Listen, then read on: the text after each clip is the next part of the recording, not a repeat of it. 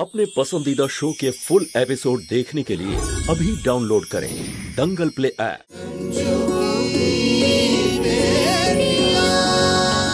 আরে বাবা, এ তো বিয়ে বলে কথা। সবকিছু ভালোভাবে হতে হবে, হ্যাঁ? পরে যেন কোনো আর আফসোস না থাকে। হ্যাঁ মা, তোমার জামাটা একটু হাঁটু পর্যন্ত তোলো তো। ব্যাস, অনেক হয়েছে আপনাদের নাটক।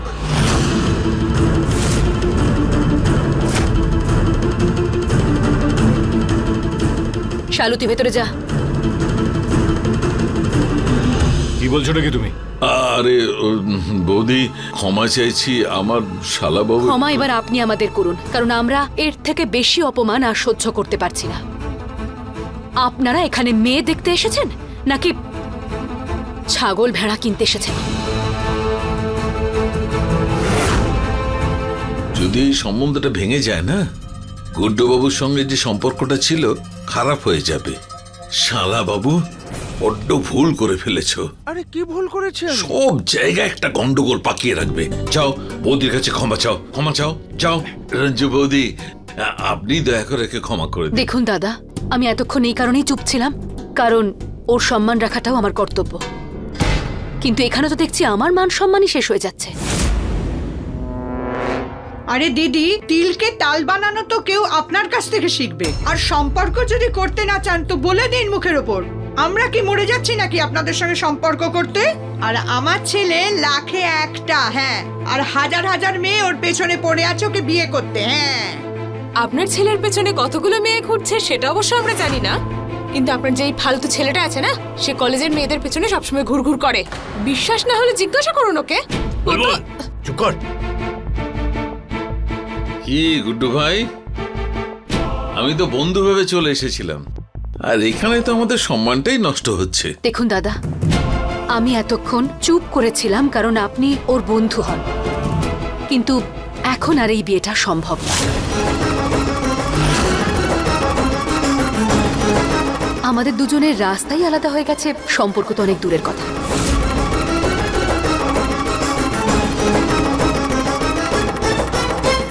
ভালোই হয়েছে এই ব্যাপারটা এখানে হয়ে গেছে, নইলে এরকম দজ্জাল একটা বউ বাড়িতে এলে না, বাড়ির পরিবেশ নষ্ট হতো। গত জন্মের পুণ্যের ফল যে একটা ভুল হতে হতে আমরা বেঁচে গেলাম। এই চলো চলো এখান থেকে। এই ড্রাইভার, জিনিস নাও। গুড্ডু ভাই, যা কিছু ঘটলো না সত্যি ঠিক হলো না। আরে সত্যি ঠিক হলো। বাচ্চু ভাই শোন। আরে কোথায় যাচ্ছিস?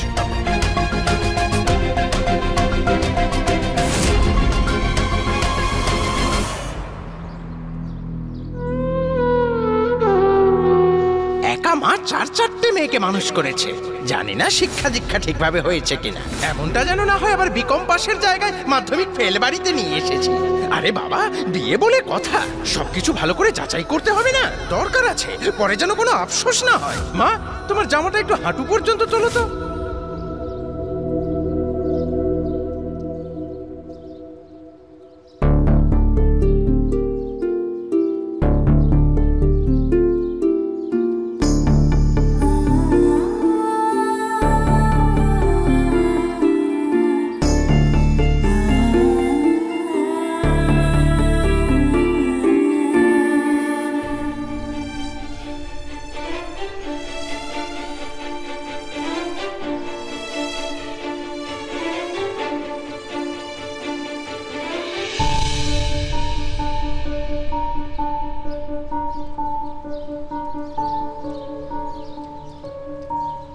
মারে, আমাকে ক্ষমা করে দে। আমার জন্য আজ তোকে এত কিছু সহ্য করতে হলো। কোনো ব্যাপার নয় মা, এমনিতেও আমি এইসব কথা মনে নিই না। তুমি প্লিজ সরি চাইতে এসো না।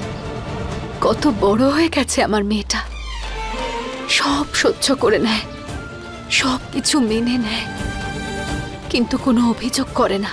সবকিছু সহ্য করে চুপ থাকা তোমার থেকেই তো শিখেছি মা। মারে, আজ আমার মান রাখার জন্য তুই যা যা করলি তার জন্য থ্যাংক ইউ। কেমন কথা বলছো তুমি মা?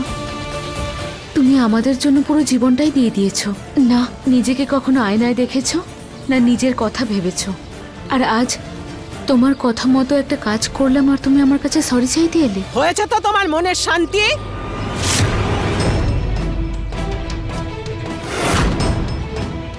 হ্যাঁ, আমার ছেলেটাকে অসম্মান করে, আরে কিছুটা তো সম্মান করতে পারতে। মা, আপনি সব কি কথা বলছেন? আপনি তো দেখেছিলেন, বলুন ওরা শালুকে কিভাবে দেখছিল? এমন ভাবে দেখছিল যেন কোনো মেয়ে নয়, ছাগল ভেড়া কিনতে এসেছে। আর এই কথা নিয়ে গল্প তৈরি করে তুমি সম্পর্ক ভেঙে দিলে। আরে তুমি তো চেয়েছিলে এদিক ওইদিক কিছু হয়ে যায়, আর তখন তুমি সুযোগ পেয়ে যাবে আর তুমি তোমার খেলা শুরু করবে।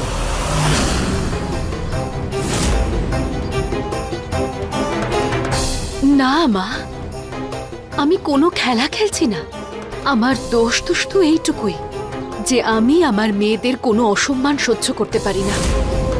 তাও আমি অনেকক্ষণ সহ্য করেছি। যখন ব্যাপারটা সীমা ছাড়িয়ে গেল তখন মুখ খুললাম। খুব ভালো করে জানি বৌমা, তুমি অতিথিদের মুখ দিয়ে বলিয়ে আমার ছেলেটাকে অসম্মান করলে। ও তোমাকে ছেড়ে চলে গেছে, তার জন্য তোমাকে ভালো করে প্রতিশোধ নিতে হবে। মা, আমি প্রতিশোধে নয়, পরিবর্তনে বিশ্বাস করি। আর আমি যদি সেটাই করতে চাইতাম তাহলে আমি আমার শালুকে ওদের সামনে আনতামই না মা। আমি শুধুমাত্র আপনার ছেলের সম্মান রাখছিলাম, ব্যাস। কিন্তু তাও ব্যাপারটা অন্যদিকে চলে গেল। কেউ যদি আমার মেয়েকে কোনোভাবে... নামেই তোমার মেয়ে।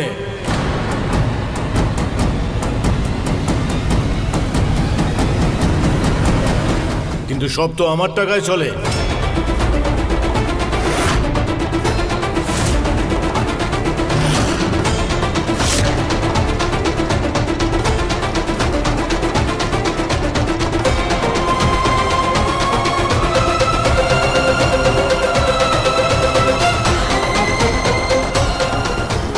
হতে পারে অনেকদিন পরে এই বাড়িতে পা রেখেছি, কিন্তু টাকা ভর্তি খাম প্রত্যেক মাসের সময়ে পৌঁছেছে। আর সেই টাকাতে বিলাসিতা করে তুমি আমার সম্মান মাটিতে মিশিয়ে দিলে।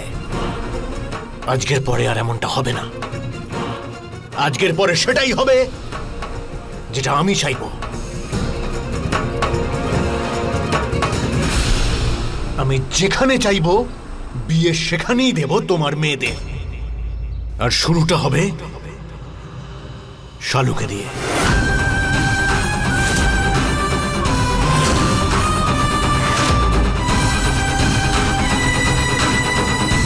আরে মেয়ের বাবা মেনে নেবে না তো কে মানবে? গুড্ডু, তুই যা করেছিস ঠিক করেছিস। বৌমা তোর কথার বাইরে যাবে না, ও তোর সম্মান রাখবে।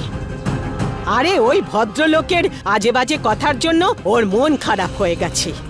মা, বিয়ে টিয়ের ব্যাপারে একটু আধটু এদিক ওদিক হতেই পারে।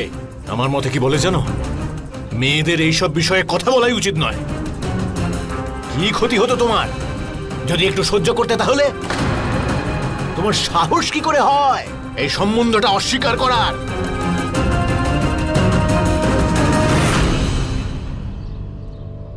মা, হ্যাঁ, এখনো ব্যাপারটা অত খারাপ দিকে যায়নি।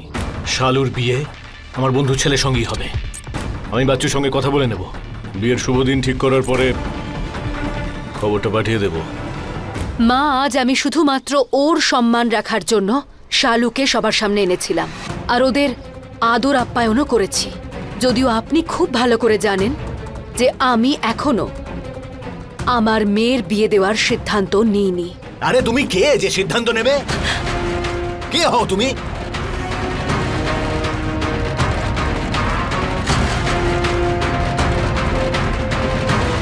হ্যাঁ, ঠিক আছে যে আমি তোমার সঙ্গে এই বাড়িতে থাকি না, কিন্তু বাবার দায়িত্ব তো পালন করে এসেছি এতদিন।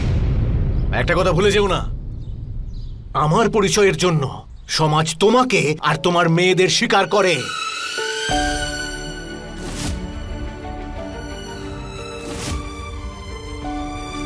বাহ মা, যে আজ পর্যন্ত আমাকে গ্রহণ করলো না, আমার মেয়েগুলোকে স্বীকার করলো না, ও আজ আমাকে সামাজিক স্বীকৃতির কথা বলছে। ভালো মজা করতে পারো কিন্তু। ঠাট্টা! আরে বিয়ের সম্বন্ধে না করে ঠাট্টা তো তুমি নিজেকে নিয়ে করছো। আর এই ঠাট্টার মূল্য চোকাতে হবে তোমাকে। আমি শুধু এইটুকুই চাই যে আমার মেয়েদেরকে আমি শিক্ষিত করব, ওদের যোগ্য করে তুলবো, তারপর বিয়ের ব্যাপারে ভাবা যাবে। মা, বোঝাও ওকে। মেয়েদের বেশি মাথায় তুলে নাচাতে নেই, একটু আধটু পড়াশোনা শিখলেই যথেষ্ট। সংসারের কাজ শেখাও। আরে শ্বশুর বাড়িতে গিয়ে তো সেই হাঁড়ি ঠেলতেই হবে।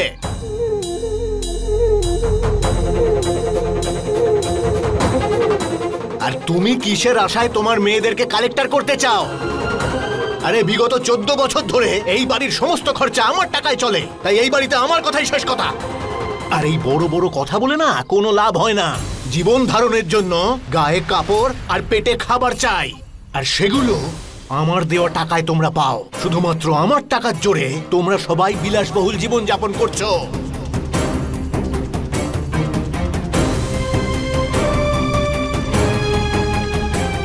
আরে তুমি তো জানোই না টাকা কি করে রোজগার করতে হয়।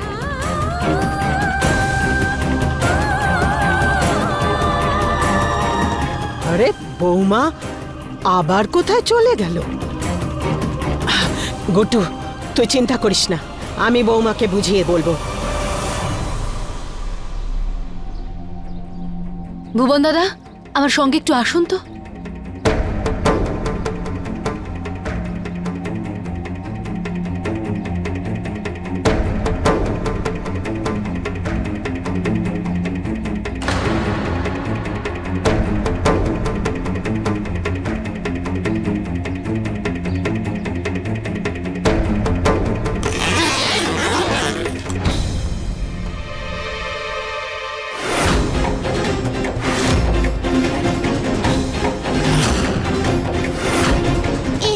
শুধু চিঠি দেখতে পাচ্ছি।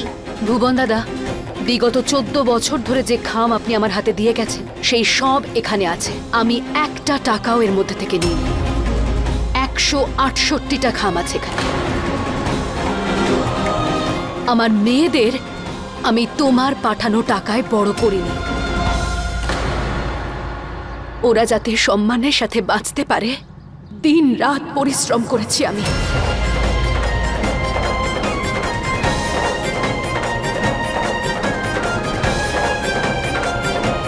এবার হয়েছে তো শান্তি।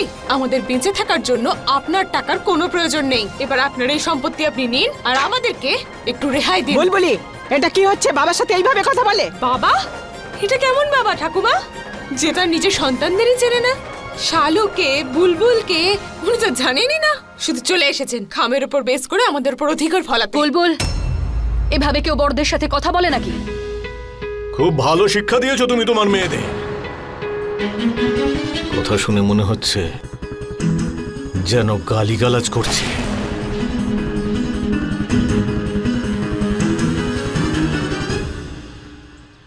এখানে কথা কাটাকাটি আমার বিয়ে নিয়ে হচ্ছে, তাই আমার মনে হয় আমারও কিছু বলা উচিত। আমার মা যা সিদ্ধান্ত নিয়েছে আমার সম্পর্কে, আমি তাতে সম্পূর্ণভাবে সহমত।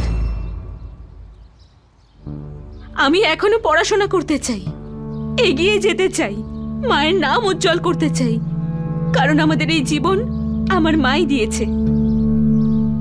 আমরা চারজন আজকে যা কিছু সেটা আমাদের মায়ের জন্য।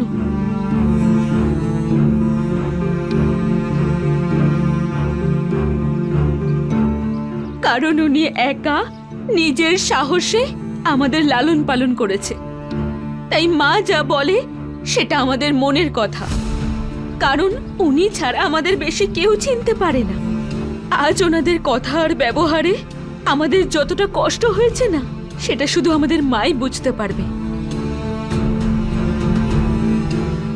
আমাদের কখনো মাকে বলার প্রয়োজনই হয়নি যে আমাদের মনে কি চলছে।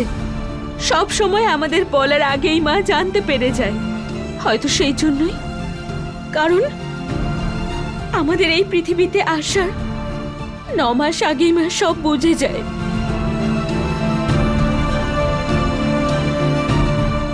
জানি না জীবনে কখনো মাকে প্রাউড ফিল করাতে পারবো কিনা, কিন্তু আমরা রঞ্জু মিশ্রার মেয়ে হয়ে গর্বিত।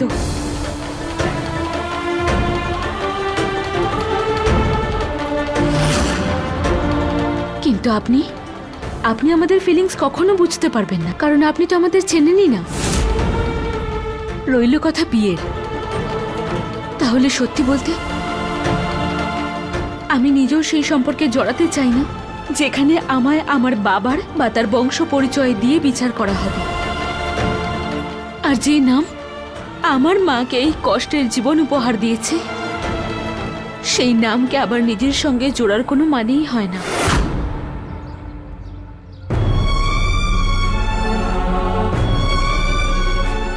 ক্ষমা করবেন, আমিও এই সম্পর্ক অস্বীকার করছি।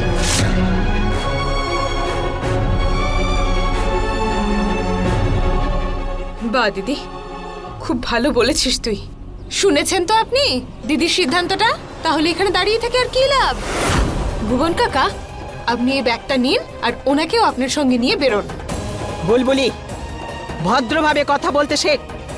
তোর কথার জন্য তোর বাবা বদলে যাবে না।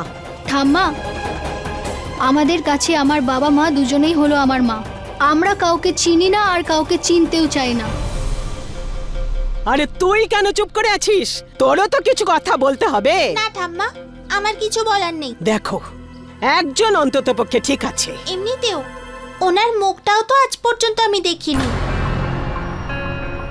তো উনি অপরিচিত।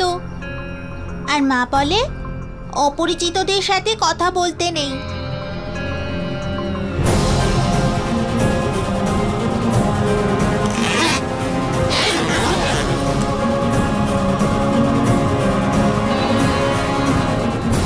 ভুবন কাকা মাঝে মধ্যে আসবেন, কিন্তু পরের বারেই চিঠিগুলো আনবেন না।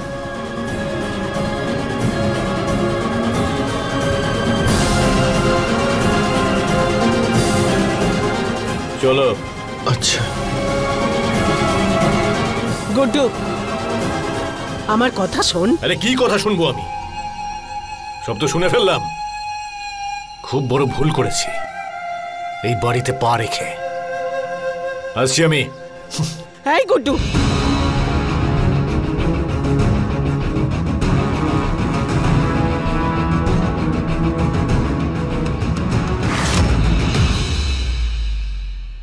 রঞ্জুর মেয়েরা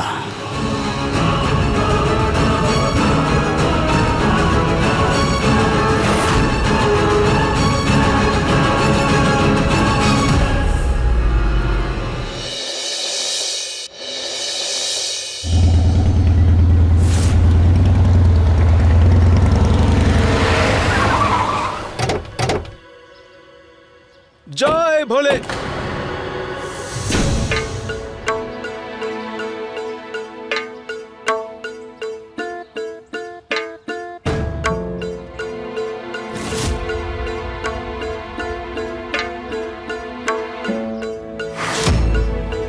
জামাই বাবু,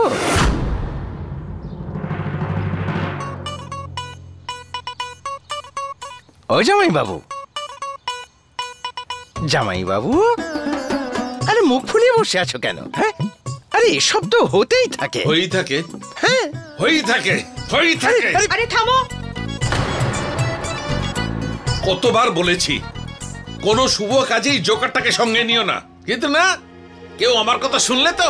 নতুন সম্পর্ক হতে যাচ্ছিল, ভালো করে যাচাই করতে হবে না? তোমার ভাষায় এটাকে যাচাই করা বলে? হ্যাঁ হ্যাঁ, আমাদের এখানে এটাকে বলে অসভ্যতামি।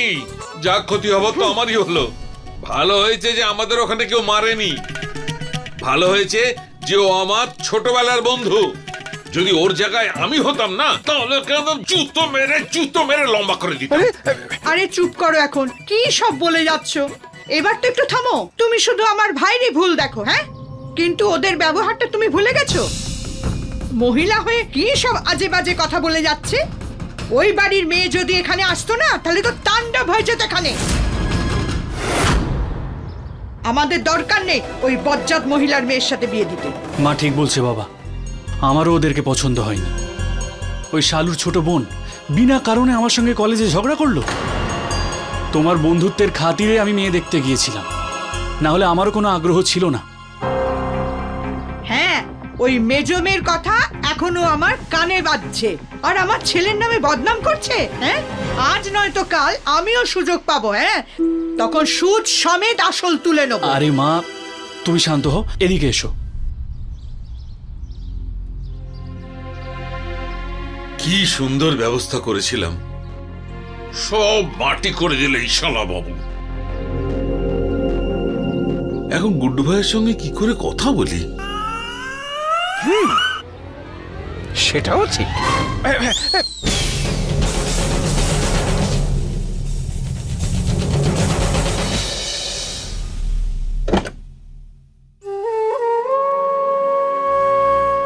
দিদি, তুইও না সত্যিই অদ্ভুত। কাজে এমন বিজি হয়ে আছিস যেন আজকে যা কিছু ঘটেছে তাতে তোর কোনো যাই আসে না। আমার সামনে থেকে সরে যাও। বাবা কিন্তু সরে যাও সামনে থেকে। গুড্ডু মিশ্রাকে না আমার একটু অদ্ভুত টাইপের লোকই মনে হয়। শুধু ইচ্ছে হলো বলে আমি চলে এলাম, কেন না আমাকে কর্তব্য করতে হবে। তাও 14 বছর পর মনে পড়েছে ওনার দায়িত্বের কথা। কর্তব্য ফর্তব্য কিচ্ছু না, বুঝলি? উনি ওনার বন্ধুকে কথা দিয়েছিলেন, সেটার জন্যই এখানে এসেছিলেন। জানিস তোরা, এতগুলো বছরে আমি অনেকবার ভেবেছি যে